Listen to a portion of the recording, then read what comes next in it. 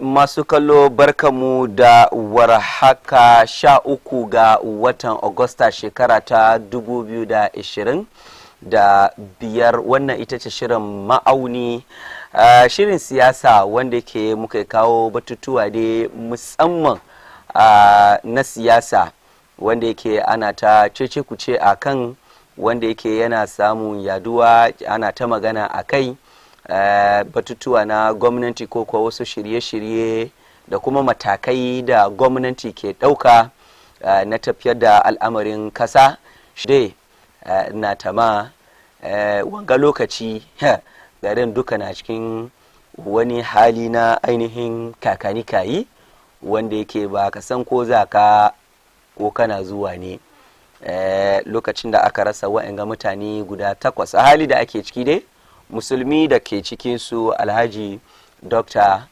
ibrahim murtala muhammad dan majalisa wanda yake wani lokaci yake wakiltar al'umman mazabar tamale santra a hali da ake ciki sa'annan kuma alhaji an bisa su kamar yadda musulunci ta nuna sauran krista guda shida dai a hali da ake ciki dai ana cikin shirye-shirye na watan makokinsu za mu tattauna akan yadda makokin ta gudana da kuma shirye-shirye da yake akwai zuwa gaba gwamnati ya ce kamar za a samu wata asusu musamman wanda zai kula da ainihin dangi da kuma 'ya'yan wa'anga mutane na daga cikin wato maudu'ai da damu tattauna ko kuwa batutuwa da damu yi fira akan har yanzu akan wanga magana jam'iyyar NPP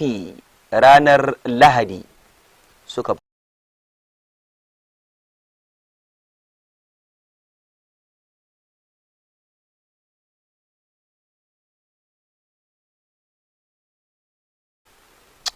wasu suka ce inda ya zama wani station daban da ya wani abin nan to mun zo mu duba wannan kuma amma mun shiga a cikin dilla-dilla meye dalilai da suka kawo yanzu haka muna magana wa'annan tashoshi na wuntumi su ma sun kawo nasu wato bayanai za mu shiga a cikin wannan batu wato dilla-dilla mu tattauna waɗannan tare da wasu batutuwa insha Allah za mu tattauna da wato kada yin kira in na dawo na zo nuna muku waye wakilai da zan yi wanga tattaunawa da su a yau ga insha Allah ta'ala masu kallo ku dakace mu idan muka dawo daga hutu na karamin lokaci shi mu zo mu tattauna insha Allah muna zuwa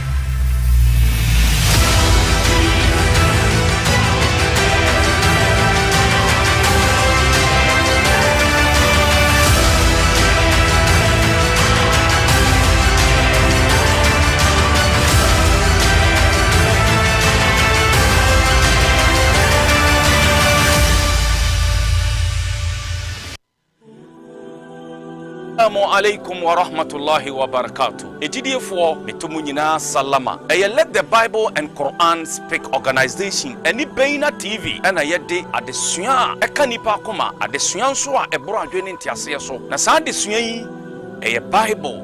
Wa ni yendosu ko. Ewo Bible eni Quran mu. Na enkyerɛkyerɛ no yɛato din sɛ ɔsom enkyerɛkyerɛ ɛwɔ Beina TV. Na ɛbɛyɛ mfasoɔ sɛnea ɛbɛyɛ dankɔma temu ada nkɔka mbereguofoɔ. Nti edu saa mmere no a si akongwa na mesi akongwa na me no yɛfa saa desua yi ɛfa mboa yɛn ɔsom enkyerɛkyerɛ. Yɛfrɛ me Sheikh Ilyas Abdul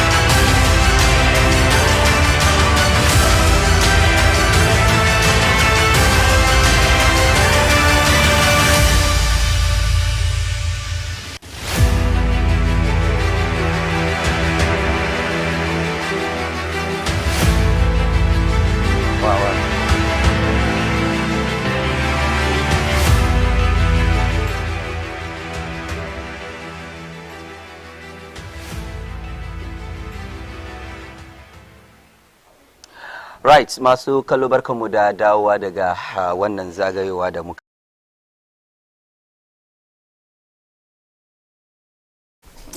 ina tare da wato mai zango na Greater Accra in yazo jam'iyyar NDC wato da zango caucus coordinator na Greater Accra gaba daya Alhaji Ismail Ali Oroya. Alhaji ya hakuri. Alhamdulillah. Last week by this time na tama kowa bai san abin da yake ciki ba, ko zai je ne ko zai zo ne, ba san me ke faru.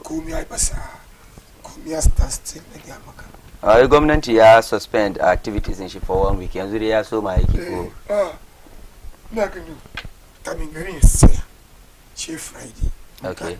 From next week Monday inshallah garin ya sa domin akwai 6 bodies na aji by Friday. Okay, so Friday za bi sako? Okay. Yes, Friday za mu makoki su. Okay. Sai ya bari still in ka ji wurare ma. Ai makokin su daga Independence ko? Ka ji wurare ma kaga kama atmosphere ne na da. Ba shi kama ba vim. Ya ba vim. Ba vim. Mu dai muna mu ne kawai. Mu gode ma Allah. Okay. Musulmai mu biyu da suke cikin da. Na'am. Mu da kan musan kaida addinin musulunci. Farko da barin gaida excellency John Amani Baba. Okay, but then before ka zo mu zo kan wannan issue, mu zo mu duba batun issue ne da kuma yanda aka gudanar da makokin yayannin mu ko babannin mu da ke ciki. Don ya kare babani na kenan ko yayanni na. Aha. And Alhaji Muniru aka ya zama baba. She honorable Murtala. Bari in gabatar da MPP rep mu wakilin MPP. Honorable Alhaji Kamal Amasama Bruni, wanda ke Nasara organizer for Amasama constituency kuma spokesperson na AFA, Alliance for Food Soldiers and Peacekeepers. Honorable, ina kwana. Lafiya. Ya shirye-shirye komai da komai. Alhamdulillah. Alright. Na farko da barin gaishe wadansu, na farko na gaishe yan constituency na Amasama constituency. Na'am. Su suka bar na zama Nasara organizers. Okay. Kuma na MPP ba? Na MPP ya. Okay. A Nasara da MPP na gare ce Nasara kaka tambaya kuma. Okay. Wadanda su suna yin zongo ko 100,000. Aha, so wanga dai picking form na kamar last kan na fani just picking and doesn't be gwada komai. Aha, so na gaishe. I don't ba haka nan ba ne ba inda ta zai ni Amir ba na jin pick form ai. Kuma Amir, before ka fara topic ka yan kurbarin clear wanga don na nga kuma spokesperson for AFA, Alliance for Food Soldiers Advocacy. Yau da suba an zo an kama executive secretary mu sai Obama ko kwasi ban san ban kaga release ko yau na gani. Amir, abin da NDC ke yin na within 8 months sun bar suru na garin kamar muna revolution days. Just in 8 months in ka zama MPP supporter, kai very active on social media, kana da masala kana tafiya shi da ka ta duba baya ka ni aka zan na drive na duba mirrors na duka sharp na goni na kusa da ni ba understand no ya fi samu ne don under NDC muke mutanen da ke da revolution where they are kastuna John Mama where they are party of a revolutionary route. So asalin su na rikice da abu alamarin da bai da kyau su roots kenan ka suka fara President Joma. So when it comes to unleashing violence means in yazo ajima mutun ciwo ko mutun ya rasa ran shi, violence, that is violence. Su kowa bai yi bitin su ba ni na fight president ma mai fight wannan kuma da last time da kai magana ce yes ya ce amma dai ba full statement kuma akwai dalilin da yasa his excellency in station kana da lokaci na ba full statement amma tunda ba lokaci da bari don wani abu ya faru yes ya doki bacin rai ya zo ya yi magana saboda abu na faruwa ba justice. Misali yanzu haka ina tafiya ni Amir, wani ya kama ni ya yi min mari, she ba yi mai ba fito bakin ka shikenan ba abin da zaka yi. Isa wada akwai abin da yasa president ma mai wannan magana wannan baro ya bar mu musan kamar in yazo violence ko wani. No, I'm just saying amma dai maganar da yes is something da yake yana nan now. For yau da suka zo suka kama Obama da su barat ko ka invite me she kiya shi ka je ka karbi court warrant kai ka zo ka shiga gidan me shi wannan ba su yi mai wannan ba suka zo suka kare kufofin shi suka shiga suka kama shi asa da safin ga duka da nake wurin to somewhere kaman 12 to 1 duka shi ba san abin da sai ba mai ba don ba press mai charges ba da na je station da ba nake zuwa nan ga na kira na jo an grant mai bill an ba shi bill menene charge na wai for publishing false news shi na ce and then this false news shi na Captain Smart Kevin Taylor wake publish false news if Kevin ya zo nan ga kun protect shi ya samu court ya grant shi ya take off wanga da ke kan shi shi kuka ce false news menene when false news he publish they can't even tell us what false news he publish mutu je zana culture of silence government is this a big deal menene gari ga Captain Smart bai fadi ba menene Kevin Taylor bai fadi menene Sam George bai fadi ba menene Sami James menene ba fadi wuri nana bai kama kowa ba just when they zo publish in fact initially ma shi mun tama wani video they post batun wadansu na rike da bindigogi kwanacin ga na juwe nanton wani confusion as soon as batun sarauta wuri so mun tama ma wannan video ne and video post doki share keke problems ya Obama duka keno NDC government ni na zaune ga I'm very active kan TikTok na san karshe sun zo su kama ni ma ni na san sino roya ka bar phone ka active aka kama no na kira ka don na san government kun gade well so suna kokarin wannan Alhaji Roya kana da right kan wannan but I don't know ni bayana shi mu namu ni ba na shi ban executive secretary na ka zo aka kama tambaya na shi ne ka accuse government na dole report it man no it's been it's a fact kama shi it's a fact go back accusation ban an kama shi na je police headquarters here the whole day to somewhere one left the week accusation what I mean by accusation was that like it's for nothing false news. So wait. When people come gonna kakao, fear, causing fear and panicking. It's a unka publish abin the bagas kiaban. Aka say come for the baki ba odan suba. Sinore magana ka kyan sa ngana. Me publish is about fear and panic. Kana magana na ba ka san. Ke ba ke oh na ba say aba ke ba. Me publish. Ke amuna. Me very helps in your Kana the police statement. It's a boy. Kana the police statement that's released in there. Okay.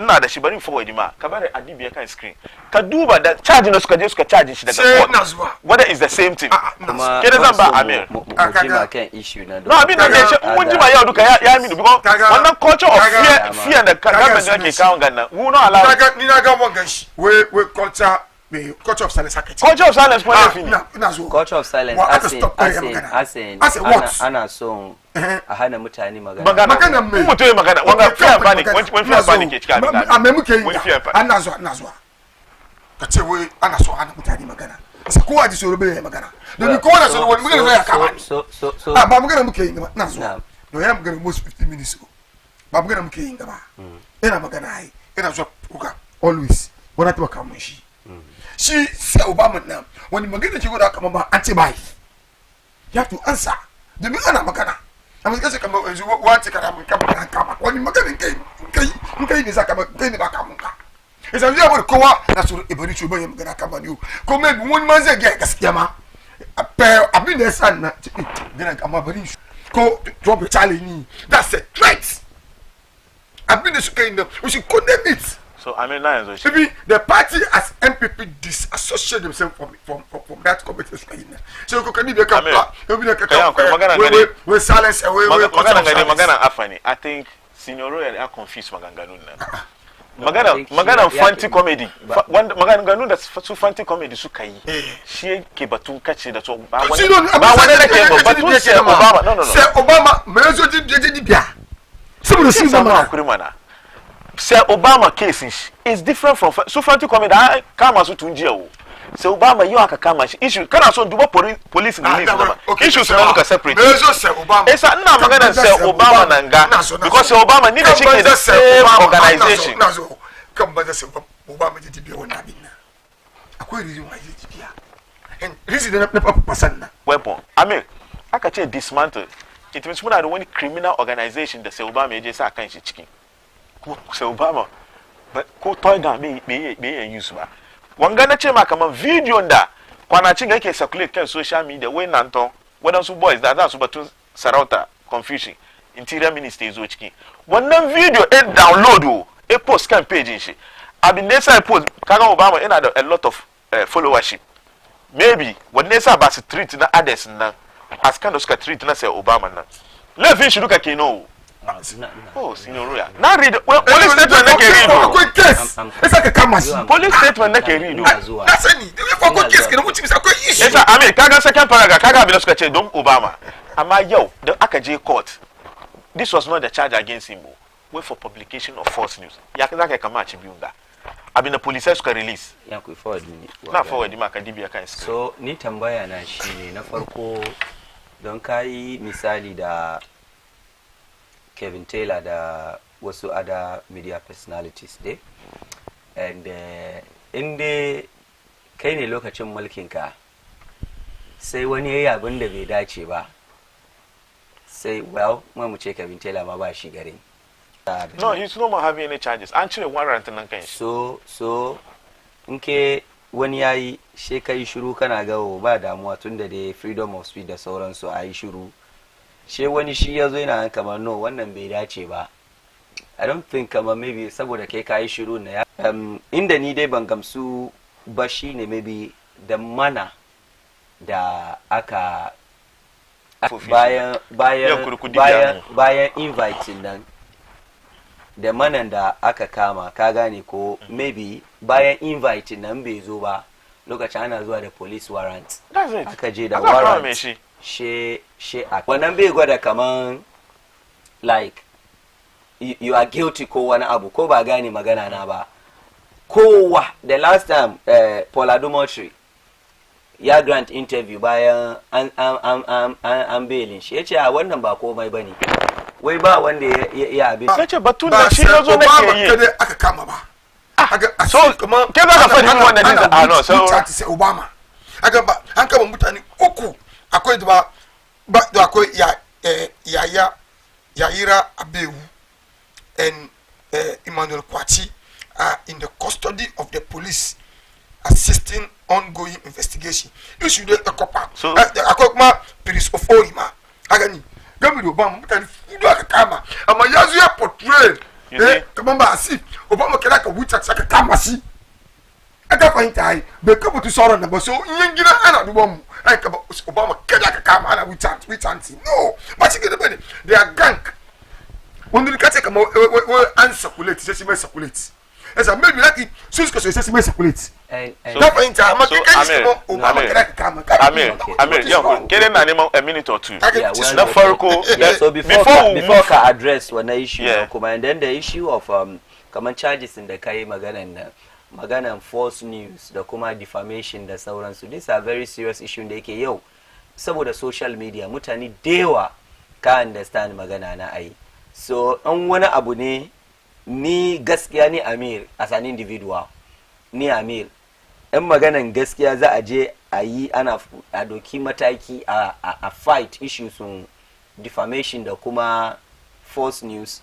I don't really think kama ya kamata kowa should be against this, but a gudanar da bincike kuma inda kama hanyar da ya kamata kuma a gudanar min gaskiya ne in ba gaskiya bane shi a sake mai shi ka gane magana. Amir wait now ina yanzu cikin yes please. Amir nace da nazo batun sai Obama nake yi na'am so senior ya understand kaman batun sai Obama nake yi kuma in ka duba nace ma kaman sai Obama magana case shi na different ni from case wadanda yake gwada wannan so Amir je paragraph 4 of statement in police na cikin turanci jiwo in a related development. In a related development, meaning the issues are not the same. But a different issue. Different issue. Yeah. So it's not the same. No. So nazo very much senior. Esa na chema kama batun Obama na king issue nga. So in a related development, 3 other persons, Prince Ofori, Yayira Abiu, and Emmanuel Kwachi are in the custody of the police assisting ongoing investigation into cases of threat of death and publication of false news following the recent helicopter crash. So this is a different issue. This is not an issue that I can speak to. But Obama, Amir, need Obama duka ke afa. Need the spokesperson afa. after release statement to duka ni ke zo on radio and TV to speak to it. Say Obama ni executive secretary mu. When it comes to writing of statement and other things in there, she can draft, mu go through, mu approve. So na a member of my team has been arrested and defend one nakache mesa abangama da sora, but you won't tell me what I've been definitely for the onset. Kemaka can choose what you want to speak. But is it not even surprising? Come on, can magana arrest? Repeat the same thing. So what's the difference? So what's the meaning of your research agenda? What's the meaning of? Shi sa nake ce kamar ni a gani na na farko inda gaskiya hanyar da aka kama da shi hanyar da aka bir kenan. Yes, wannan NDCO MPPO waye ya tashi ya fight against wannan bai dace ba. Kamar wani anya an zo an kakarya kofan shi an yi kaza kamar yadda ya ce ina zuwa no the issue ne ba Amir na sa hanyar dok no ya share videos da ko bai share ba so mutu ya okay ya share videos da ko bai share ban gani ba to cikin according to police yes so you let you ba saka don ba zan ce kamar an kira shi ko ba kira shi ba na very point na kai hankuri long Ghana ko kana sai kana duban mutu ya kashe wani sai baka da right ka kashe mishi ko baka ba ya fi ka report mishi mai da ma kenan wo so according to Signoroya kenan mu doke shi kamar abin da police nan ke fadi wannan Obama ya commit the time da zaka je ka kama me shi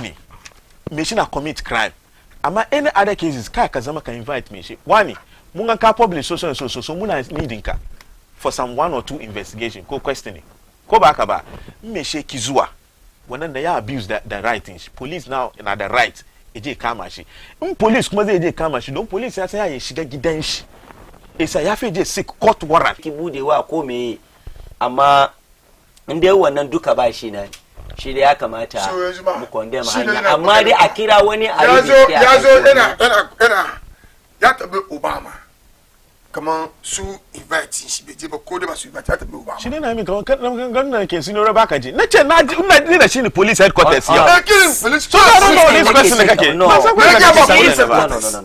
ba lokaci maganan da muke fadiwa shine look shi ya fadi shi maganan ga duka shi yana gwada number 1 according to maganan shi number 1 yanda ma yi refer mu kasa mu zuwa makokin nan ko okay sauran ka da ma da kai zaka yi wannan abin da ina da ban takeici na'am ai ka fahimta ai gaskiya shani Allah ne mu musulmai mu na mu mutu alhamdulillah domin makwatan mu biyun nan addinin musulunci na ga Amir ke malami ne sosai ni almajiri ne kana ba da sallan juma'a so ni sai na ga almajiri ne kan anyan da suka bi suka bar duniyan nan Allah ya gota mu daga masu dace za su shiga aljanna yanzu mu magana annabi ne yes mu abinda mu za mu yi ne yaran da suka bar baya ai musu addu'a sannan kuma wadanda suke ci amfanin su bari na abin nan magana annabi ne sa'annan kuma wannan hanya ne da yake ya zama kaman shahidi kenan ka understand ha so don malamai na kansu ce kaman wurin Allah muka fito wurin Islam ko dai baka ba so ba bar ma an wannan su yi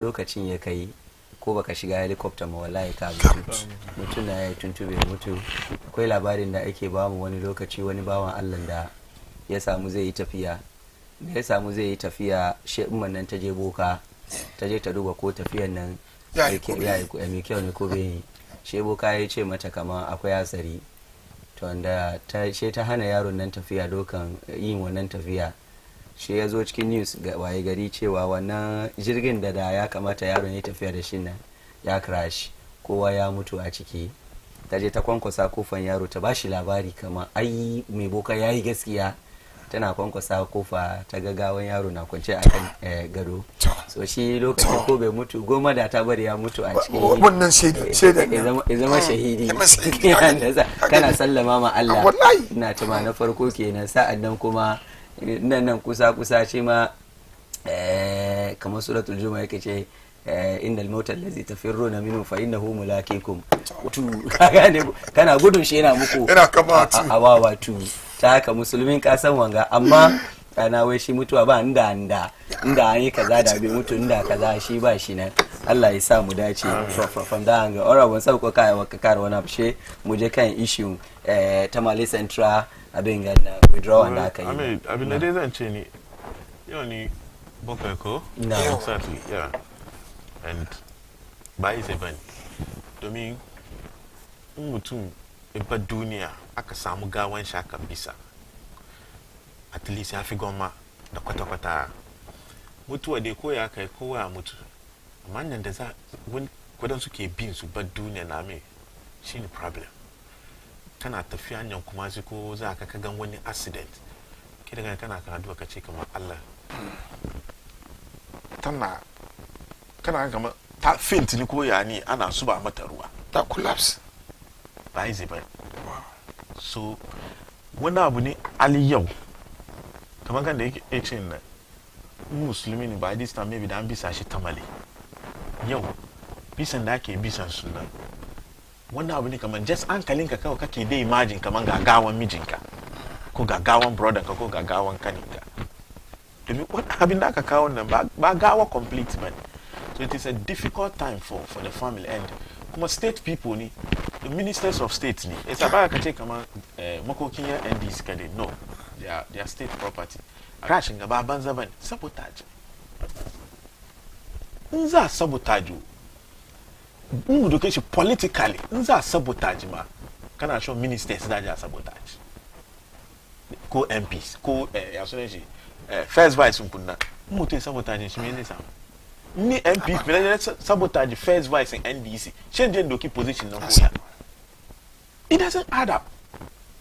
Iran just come out how many months when taba kai come 6 months or so helicopter crashes a whole president yeah crash a whole president in every country da mutun da country na duka ke protecting shi more shi ne president na inda kaman akwai maganin mutu ko abin da zai mutum guda cikin kowane garbe mutu maybe ya zama president don president da yan kudin nan duka ya impose tax ya karbi kudin su je sai magani guda ko je sai rai guda yazo kara makan shi he is the number one gentleman da muna zaune ga da yanzu president Muhammad da mun ce shi da mutuwa dai sam so mutuwa yazo ke kana fa kama this is the time can families na he is a honorable Mutala politician ni domin at least as human beings na mu duka mutane ya fi kana wani abu na ne tabaka ka kira ka ji tausayin dan wanka amma kan social media this one is this we know the saboteur mun san wanda ke bayan wannan abuka duka so ina tama this draws us back to first point na nayi magana shi you know unfortunately social media mutane na gani amfani shi da dama da yake magana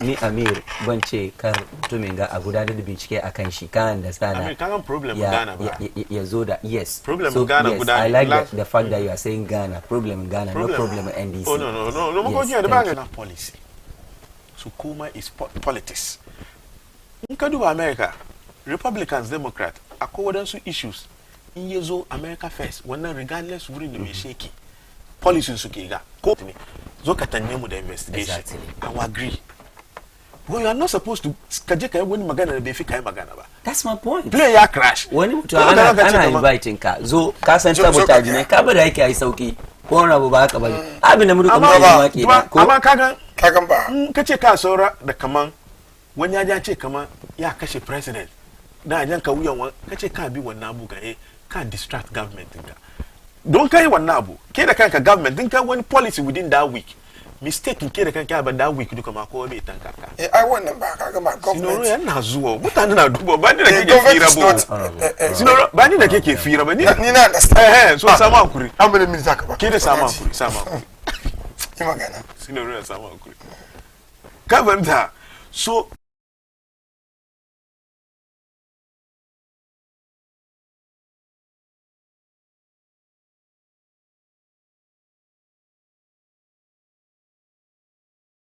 ina magana ga ya defense so follow Obama tunda so wait so it's about time issues haka Can't understand that. Like the social media ya zama very dangerous. Kowa. Duba magana ne ke faduwa kaga ku yanzu aka muna magana politics ba magana politics ba.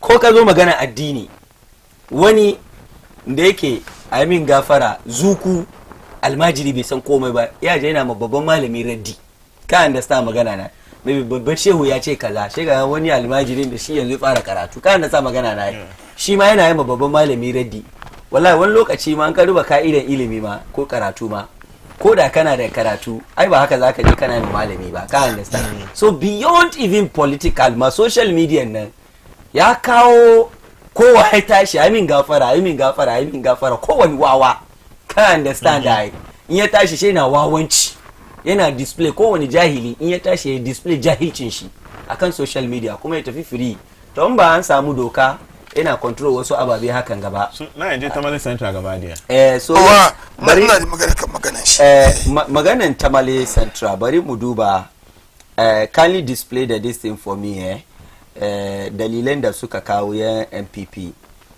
suka kawo da Tamale Central thing withdrawal yes the MPP release yes okay so gashi na akan screen okay so ga maganan da MPP suka yi yana da sauri but almuhim but the New Patriotic Party has resolved that it would not take part in the Tamale Central Parliamentary by-election to elect a replacement for the late Alhaji Honorable Dr. Muntala Mohammed of the Republic in the helicopter crash that occurred on Wednesday, August 2025. The decision was taken by the party at a national steering committee meeting held on Monday, August 11, 2025 at the party headquarters. Pursuant to Article 10 is of the belief that it would be inhuman and unconscionable to subject to the nation to a competitive process in search of a replacement for the departed MP. The party believes that the tension and acrimony often associated with the conduct of by-election in the country should be avoided. It is the considered view of the party that the greatest tribute that the NPP and the rest of the nation, so greatest tribute underline means nomination for the Tamale Central by-election in line with Article 112 Clause 5 of Ghana's Constitution. The party will in accord with the honorable bari fa da kai amasama bruni party ke fito da wanga abinga in fact jiya na post I ni ma dan jarida ne wani news aka yazo ai na yin post in fact jiya na post I ni ma dan jarida ne wani news aka yazo ai na yin post wani abu da ya zama news ne na yin post to gaskiya na post mutane da yawa sun shiga DM na wani bukasa mai suka ce wani da yawa sun shiga DM na wani bukasa mai suka ce wai MPP su ciya ya so honorable ya party kai sake wannan amma an ce akwai da ina honorable statement in the general secretary release is one of the statements that the Ghana Chinaje kan TikTok the general press general secretary the national steering committee duba situation da garin ne ke kan da ramwe bata bisa wa ma ba musu ai bere na ba bisa sannan ba ko yanzu ake so ba no ambu denomination domin constitution Ghana way in the case of the passing or whatever of an MP the bay continue at least within 7 days the electoral commission ya fi open nomination so mun kimun so ambu de so come 7 days that performance well at least 7 at days least like, at least it means it can be more than 7 days 7 days the electoral commission will be notified and then notified in 7 days okay notified in 7 days so she within that period when they magana na no bai ce bai ta ba wai ya san kaman ba yanda za yi this particular election ga ya win this particular election no put it in how you want to put it. Did you ever think a constituency like Domeko Abenya, NDC AUNI, did you ever think? Katabat Mofalekinshi. No. This is a stronghold of MPP. You see, this one is a by-election. And Mutanin NDC must to vote for to Abinga Yake Shema. Munje Talensi, MPP didn't go. We just went, Munje Mun support CPP candidate. When they carry as soon as Dominic Nitiwo, he won. He won. So when they came back to Mwanga, we by maybe sign elections. Na Tambiaka, a place like Dominic Abenya, can't about to like MPP lose. No. Asokwa, winning as soon as Katie Hammond. Whoever thought MPP I lose when I'll think that of Asokwa, but Dominic Abenya, whoever thought Accra so voting to make other regions. Whoever thought building up about winning. And especially what happened 2020 before these elections and then throughout the elections, the Southern so not build up when analogy. No. A place like Ho Central. Why about tonight come MPP I win? C2. So when it comes to election dynamics, don't think come on status quo. Car party chicken constituency. They use parliamentary. Don't use parliamentary, can't mistake. Mutaniki relationship okay alaka aya consider one nanduka samaru consider sudubo mu da America bugumbo based on that forget party mu je mu vote me sha ya zama NDC ko MPP muna haduwa masallaci ball de na bari magana nake yi akwai su yake ball akwai su considerations da na gane MPP wannan ce ba su MPP mu muna opposition no regardless mu muna opposition kuma wai numbers nan ma kuna an kaman chale Amen. Mumuna opposition. No. In kana son ka destabilize government. Da me muce buje wurin in kana son ka destabilize government. Da me muce buje wurin a create confusion. Spotlight international community ya zo kan government, bai zo kan opposition. Domin investors za su zo su invest cikin gari suna duban stability garin nan. Garin gan ka sa kudin ka, at least akwai peace cikin garin nan. Yau ya je an je election nan ga an je fada ko an je rikici wurin nan an je nan ga no. She de bari invest cikin wanga like MPP suna da right na duka su je su saya elections wurin ba da John Kuma emutu and this was contest by sun kawo reason su and their reason was to focus on the general election ba wai saboda mutuwan shi ba whatever reason ba su contest ba sun ce kama sun ce no it was close to general elections if it was one day the former deputy finance minister Mbani Kariaba John Kumako deputy finance minister Mbani Kariaba John Kumako magana na NDC sun kawo reasoning su suka kuma it was close to general election I don't understand your point kana nan ga zungo statement da kari na ba reason ba shi ne ke ce kamar reasoning su a zahiri da shi ne ke jami'a ce Allah ya saka musu da alheri carry the statement mu ba reason ko ba reason so NDC kuma ba reason what's the big reason ba su contest ba your reason analysis na suka ce look NDC kun play smart move kun san ba ku cin aji su especially hanyar da bawan Allah ko ma ya rasu da shi kuma ku withdraw muna kwatiya ka fahimta kuma wani ya ce in ka ce kamar communicators I'm happy ka ce communicators that's not the official statement of the party good yes, that is not party the party if da kamar party na ya zama da NDC da wannan shi mu tattauna shi suka negotiate maybe the NDC ya ce kamar based on discussion that suka have with MPP so release mu release then it becomes official position wanga national steering da suka je they didn't consult NDC da za a je national steering general secretary ko national chairman bai kira general chairman sai din ke ya ce ma sai din ke chale ga decision da muke so mu take so kuma chale kuma ku take decision it is their right okay don dey pace ne kamar maybe saboda magana ne ma har yanzu kuma ana kai ba gama ba ai ba election next match to this muka ce mu ba mu take part cikin criminal act da aka yi na saboda wanda mu ba mu participate this is not the first time I won that na but as if MPP number aga magana ke ga wani shino kenan aga suna ta Ghanaians ka gani wato suna yi kamar sun wani abu su suka yi sabo wato 2016 ma yi Abakunof kar nake yi sun san about Akutia is two things vote for development or vote for complaint amma honorable da ka yaba abin ga decision su because of reason da suka kawo cewa na Abakunof na ya fi da zai fara na sai ce oh NDC sun ta bayyana ga Abakunof ko ba ka bane no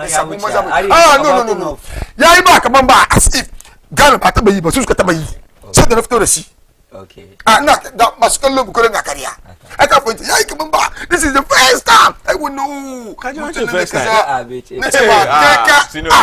No. We can act as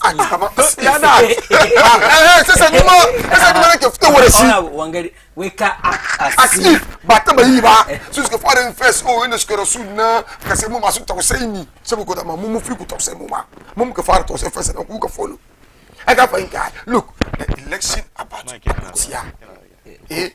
Kuma we kusa abwa no da sababu chi. There are certain machine matan shi ta contest. There are certain strong goals. Kele ka tuba. MPP ba.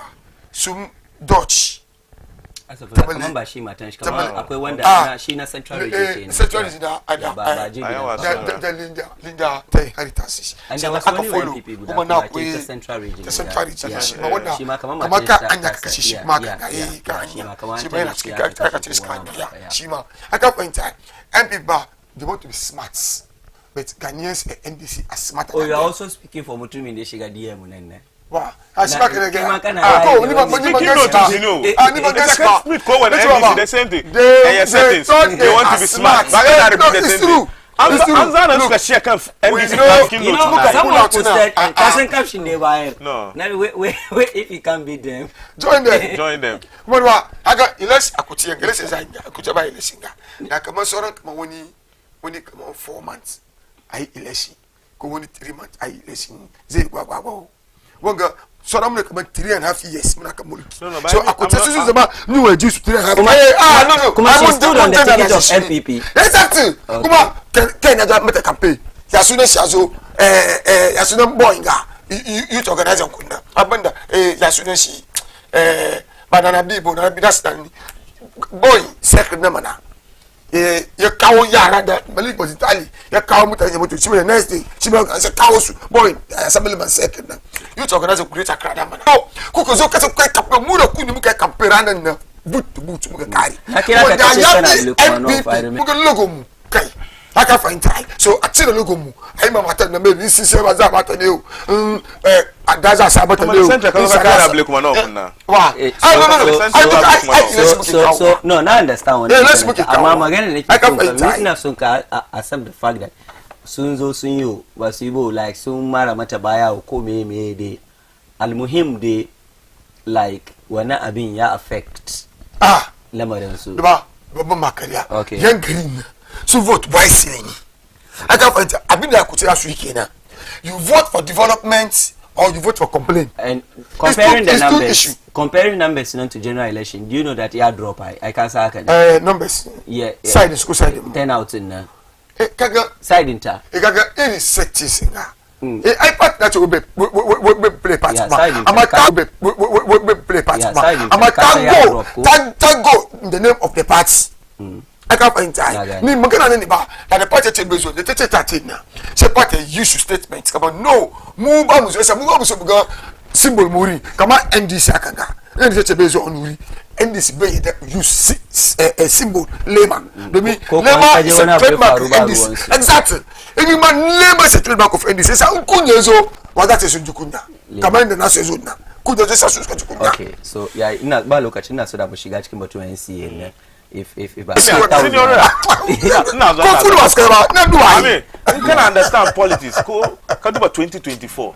Indian parties go fire fushi. Africa take it serious. Don't when they affect MPP. Indian party goes to fushi catch about to talk to vote. That's the point anyway. So Nazwa. Apart from one running. Nazwa. Apart from one running. Kako bakaja kucheka kaga mutane su cheka masu vote ba kamar again it's exactly election su lose it's dole su cheka ba mu vote amma daga bayan message kwana so kace settings ne bai fa ko kace settings ne bai fa na su sake Tamale Central sun sake muku kun gode musu mun gode musu kuma za ku je ku kace muna da 184 zai 185 kenan insha Allah wallahi ba zai kara ba no is the same seat ku na ai ina ce ba mun ku ce ga 185 ina ba ku ci ya forget including 3 Wontumi FM stations in Accra. I think including 3 Wontumi FM stations in Accra. I think in the about discussion is very interesting, Kumasi and Takoradi for various infractions. They failed to meet Dalili. They failed to meet regulatory requirements after the expiry of a 30-day grace period granted by President John Dramani Mahama. The defaulting stations were to remedy the violation of the laws and regulations governing FM radio broadcasting, neglected to comply with the regulatory amnesty by taking no action, and consequently, where the National Communications Authority, in a press statement issued on Wednesday, made this known. That is, where the 6 stations are Donplus Multimedia Limited, Inaho, Dreams Ghana Media Limited, Yena New Ebrim, the Kuma Jam Multimedia Limited, Dega Kintampo, Jewel Group Company, Jewel Group Limited, Duaya Unkwanta, the Kuma Kpandai Star Community Radio, Yena Kpandai Kenanam, and Unique Gateway corrective actions during the grace period. The 3 Wuntumi stations operated by Wuntumi Multimedia Company Limited are Wuntumi FM, Accra, the Kumasi, the same Wuntumi FM Accra Kumasi, the Kuma Takrade. So those are Wuntumi stations. Now Wuntumi, the license were suspended for operating without a certificate of compliance in violation of Regulation 54 of the Electronic Communication Regulatory 2011. LI 1991. The amnesty period was announced on June 12, 2025, when President John Dramani Mahama, responding to a nationwide forensic audit by the NCA, directed that broadcasting be restored temporarily to more than 60 stations under strict conditions. The media houses, 6 bunny, they actually 9 still there. Yeah. So the Gachkin one 64 na 58 they Sundoki Mataki, yes. Had begun steps to rectify their infractions, but many remained in breach of and at risk of permanent closure, according to the NCA statements. So before we come and talk about that, Natama MPP Kuma, sorry, Astagfirullah, I mean, Wuntumi, yes. They did. So it's not true. Come on. Good to me. Soon are the one infractions. So by the paragraphs into the Soren where we settled the outstanding regulatory and spectrum fees amounted to 22,330 Ghana cedis. That's the point. We invited the NCA for another inspection, which we facilitate as per the stipulated timeline.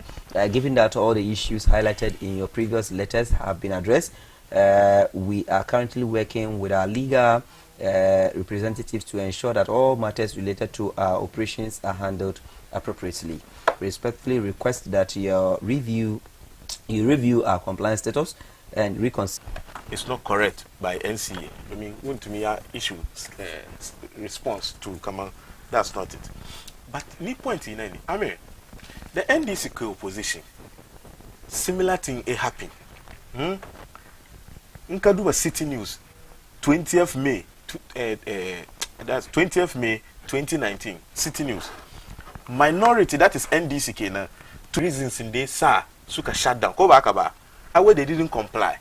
So kana tama under Akufo-Addo da Honorable Eslosu, those kwana suka touch no suka che aja akule radio stations. I mean, do you ever think, come on, that was the reason?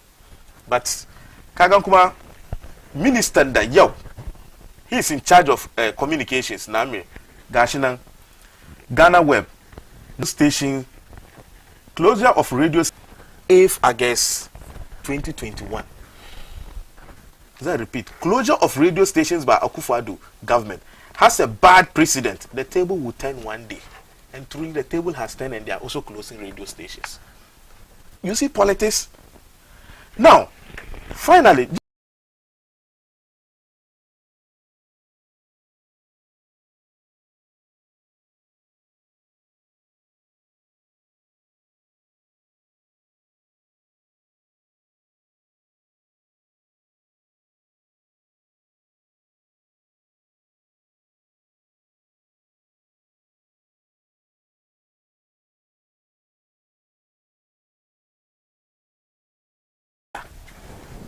sun tambe manyan su kamar ya ma nan reset. Amin, in kana rike da phone ka, in kana rike da phone ka, in ka ce phone ka zaka reset phone ka, wanda za mu ina gwada kamar abukan da ke kan nan kana son ka share duka ka samu new things on it ko ba haka ba. So in tamun Akufado kullewar radio stations kamar kan da John Mama yace kamar it's a bad precedent. The tables will turn one day now. Under his government, the minister. No, if there are infractions, allow the under Nanado bagan problem. She make tell me under Nanado they have problem. And they touch na ka charge akule radio stations. Esu no usuna ntire ma latest na taba. Taba su lokaci kulle da gaskiya wannan ne kamar da nake cewa ni kullu na bayan gaskiya. In wani yayi wani ya condemn bai gwada kamar wani kuma ya zo wanda ya condemn nan ya ga laifi kariya. No, I mean simple question nake tambaya kai kamar honorable Eslo Usu. Ta dai tashi no one ta daga pen and people ta fara duba. I think that the appropriate thing is what they want to me group and the fact that want to me has even responded should tell you clearly which hand to suke ma want to me. They are saying that their legal team is handling it appropriately. Koba so they show so go ma want to me where power lies. Just will show him where power lies. Alaji, that's why soon after want to me company. The Katama so you quote when state institution they are lying. That state institution now issued letter by now. You better do what they issue letter. This is what you can't issue a disclaimer. Separate. Yeah, that's the issue. Minister of Communication council issue letter. No,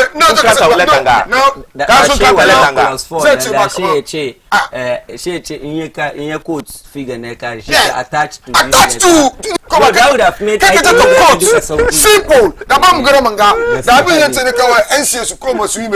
The NCA is a letter. Yeah, attach infractions in that. Wow, don't you want to the NCA attach infractions. If you are calling for equity, come with clear. No. The NCA, they have a state infractions in the Bastion so remedy, but it's still like a prison. Did they attach it? Move to say infractions. Move to say. Kena wako say. Meza kukundi. Ameza kukundi. Akubasi suka anje musuka kwa kese ABC ya kwa kaide basubi ina na su attach. Oh, su attach. Kaide suka rubuta. Kaga wannan da mu ke mu su sun quote figure. Su daga sun quote figure. Kuma na zuwa NCA by now.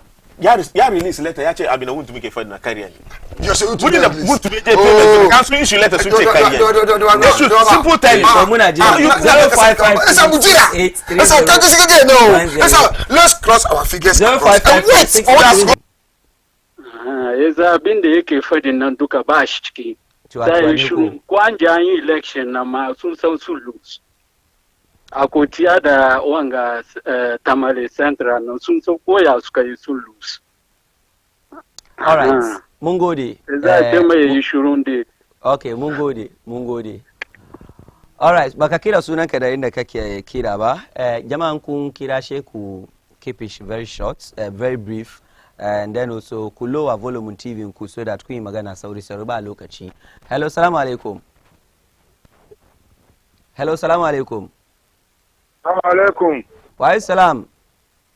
Muktar suna na insha Allah. Muktar ka gamba. Na'am. Program da kuke yin nan kuna try fa amma ka san wani abu. Ban sani ba. Don Allah zuwa na bice ni host. Yanda kake ba mutumi MPP ta yayin magana uro ya bi magana. Okay. Amma yin uro ya shiga ciki na magana.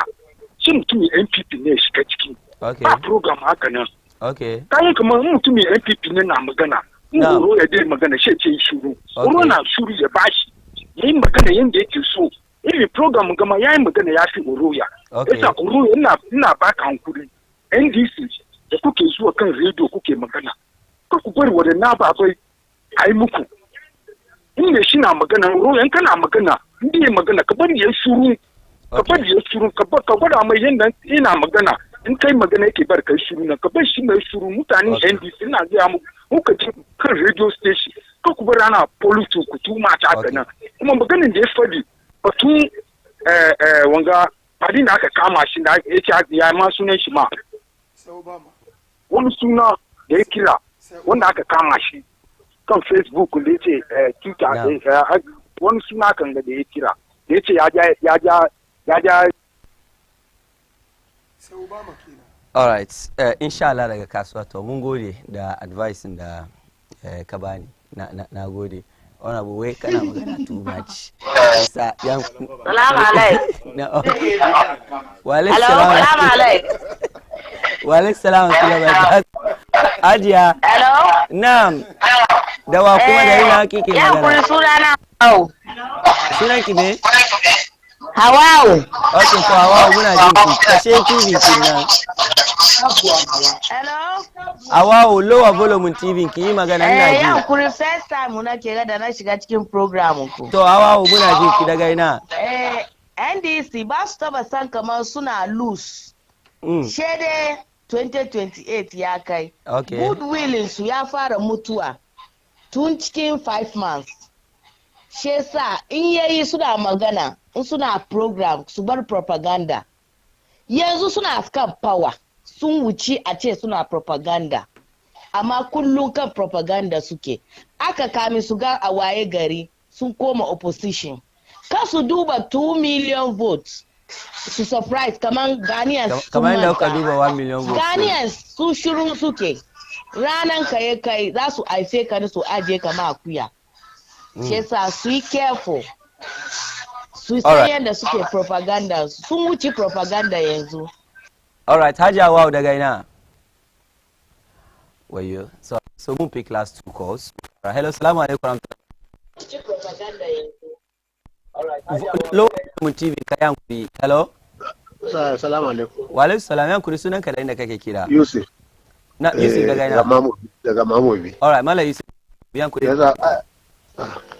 Allah program da kuke yin nan muna jin daɗin program sosai amma yayi sometimes ku ta sa musulunci ciki domin station musulunci ne yankure ba islamic program bane muna da islamic programs ka hadu da ni ranar juma'a da safe wani magana na zuwa kaman fada okay kaga wani magana na ya zo tsakanin NDC da NPP gadama kaga gadama na kuwa bai da amfani okay ka gani movement na ya kamata ku su ba mu respect ka gani sai sa abin da zan faɗi dai ayi hankuri ko ba gani ba a ba NDC ko waye mutum da ke waye ba ka abin da ake faru da a kufaru ya ba mi shi aka bai mi shi aka ma suna rena abin ga don mamani domin ya fito north kama me ka gani no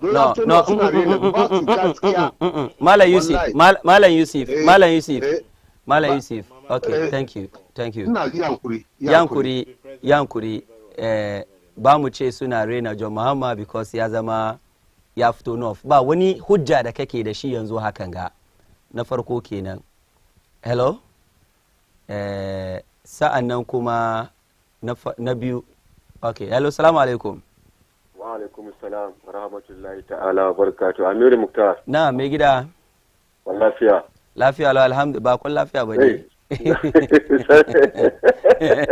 dan da yan wannan mu kuma ina mai barka da warhaka na'am kamar Allah saka muku lahiri ka san wai tabakidi ne ta ba karatu haka ka san wani amarya da kishiya amarya da su suka hadu ka san dole bugawa za yi shewa ne amarya wa ne kishiya ne amarya ko wani ne amarya to aka san tun da NDC suka zo su ne amare okay yanzu ke kan su ne amare okay ba da ya yi kyau now well this is musulmai kuma mun zamna nan ga an ban karya ba na quote ayoyi guda biyu before mu fara program na ko na karya na quote ayoyi guda biyu before mu soma inda muka soma program na quote ayoyi guda biyu da yake has to do with batun mutuwa da kaddara mu yi batun abin nan muna abin nan sosai a matsayin mu na musulmai ka understand ai muna abin nan sosai ban zamna nan ga mu promote giya ko wani abin nan amma abin da ke cikin shine siyasa ake Muntala Muhammad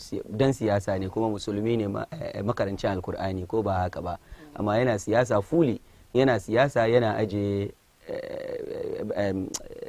pesa su yi shirun kar su yi magana da su suka zo 2016 ba mu zo 2016 ba da zo 2017 kuma to suka zo 2017 na ba jama'a mai kira shi ba oh please na ce ma John Mahama da kai jama'a ya sai kamar jama'a mai fara kira shi akwai lokaci na cire ma wannan la ya ci wannan ya sunan shi wanda suka a cikin abin ganna royal abin da suka yi na shi ce a cin mafi a har ya a cin suka yi fushi suka yi da na do kira ko ya kira kamar a cin mafi sai ya single out na nado ya ce mai a cin mafi ko ya ce kamar abin da aka yi na wannan but is it even right ka kira wadansu a cin mafia is it even right mafia the word mafia is it right ke da mu aje wannan wai MPP wani bai raba mama na ce wannan ba wai NDC amma na gambe single in ya tambe single out ba ba bayan ma ka ba ya ba the word mafia man is not even nice can use money tribe nda ba use wannan ma ba wani ya call wai muna disrespect John Mama ka kira kabila ka ce mafia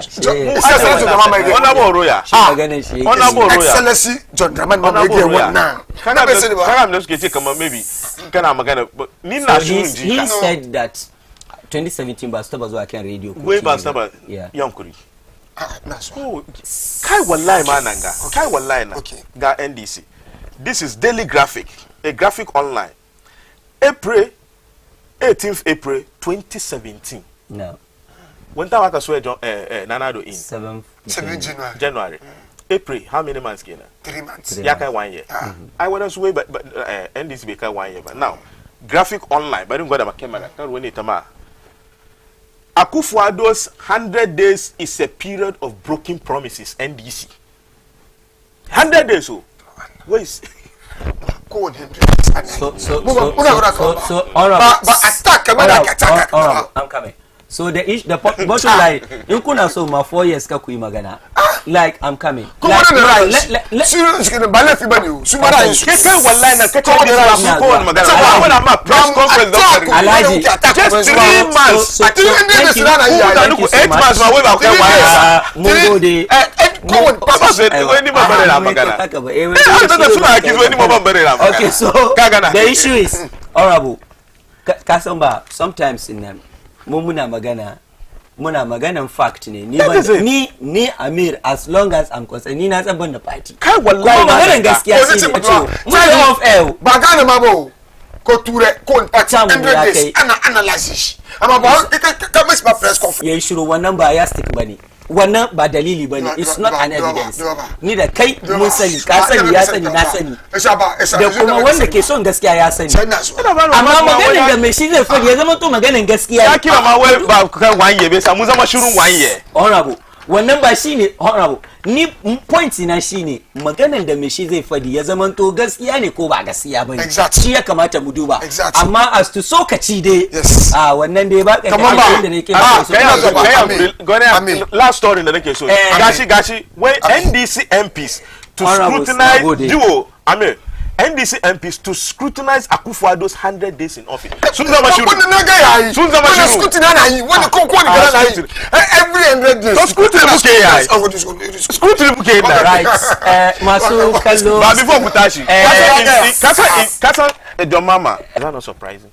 Da kudin shi ko da kudin kasa. Kudin stumbles of God. Da kudin shi. No, kudin shi ne. Magana da kai. Da kudin shi na sai jina 2000. Ji magana da nake.